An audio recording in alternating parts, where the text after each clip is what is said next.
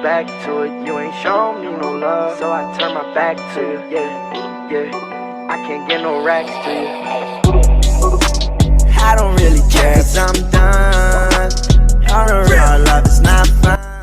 There's no emotion on my face 'cause I'm numb. Gimana kabar kalian semua? Semoga kalian sehat-sehat di rumah ya.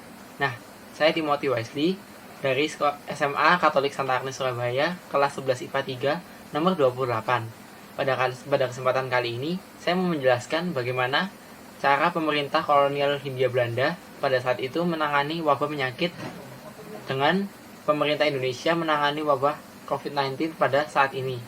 Nah, untuk tahu lebih lanjutnya bagaimana cara lebih efektif yang mana, lebih cepat yang mana, ikutin aku terus ya. Oke guys, jadi saya kali ini akan menjelaskan bagaimana cara pemerintah Belanda dalam mengatasi wabah penyakit. Nah, setelah searching saya menemukan pada saat itu pertama kali wabah terjadi di Malang, Jawa Timur, yaitu wabah pes yang hinggap pada tikus ya penyakitnya itu, dan dapat tertular pada manusia. Nah, pada pertama kali wabah itu terjadi di Malang, Jawa Timur.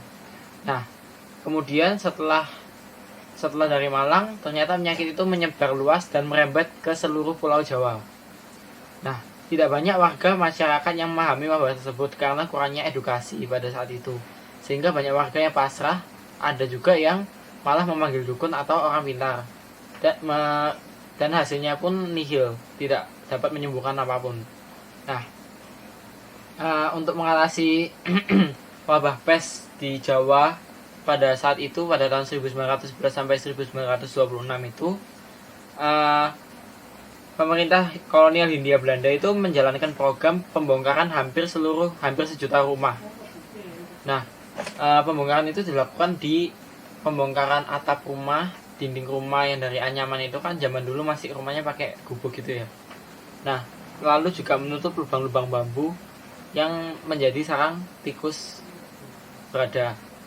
Nah, wabah pes pada tahun itu juga telah merenggut 120.000 jiwa. Setelah itu, pemerintah kolonial Hindia Belanda langsung bergerak cepat untuk menangani wabah tersebut. Ya dengan melakukan pembongkaran rumah itu tadi caranya. Mengingat karena pada abad yang ke-14 benua Eropa telah mengalami wabah yang serupa. Pada abad yang ke-14 itu wabah pes tercatat telah membunuh sekitar 60% populasi di Eropa pada waktu itu.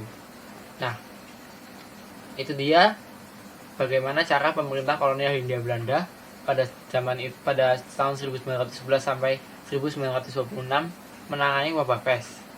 Nah, terus gini aku bakal jelasin bagaimana cara pemerintah Indonesia menangani wabah COVID-19 pada zaman sekarang. Hai guys, jadi kali ini aku mau menjelaskan bagaimana cara pemerintah Indonesia dalam mengatasi wabah COVID-19 atau yang biasa disebut dengan corona ini. Nah, pemerintah itu mengatasi wabah ini yaitu dengan berbagai cara. Yaitu yang pertama, memberlakukan social distancing, yaitu dengan membatasi jarak antar orang supaya mencegah penyebaran virus corona yang lebih lanjut. Nah, seperti misalnya di fasilitas umum kayak di stasiun atau di halte atau di bandara itu kan banyak kursi. Nah, setiap kursi itu hanya boleh diduduki dengan jarak masing-masing 2 kursi supaya mencegah penyebaran virus COVID-19 ini tadi. Nah, yang kedua yaitu pemerintah memberlakukan PSBB atau pembatasan sosial berskala besar. Nah, hal ini mirip dengan lockdown tapi tidak sepenuhnya. Hal ini dilakukan agar aktivitas ekonomi tetap berjalan dan ekonomi tidak lumpuh. Nah, PSBB ini sendiri tetap menjalankan kegiatan ekonomi seperti biasanya, hanya saja dibatasi jam-jamnya dan sektor-sektornya. Nah, lalu juga pemerintah seperti pemerintah Surabaya juga aktif dalam melakukan razia di kafe-kafe atau di tempat-tempat nongkrong yang biasanya orang nongkrong. Nah, ini misalnya kayak gini nih.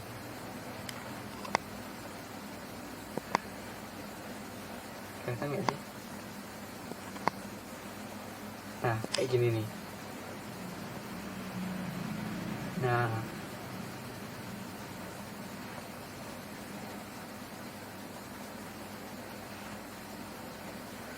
Nah kayak gitu. Jadi orang-orang yang nongkrong-nongkrong di kafe dan di warkop itu dirahasia. Ayo, siapa yang nongkrong ayo.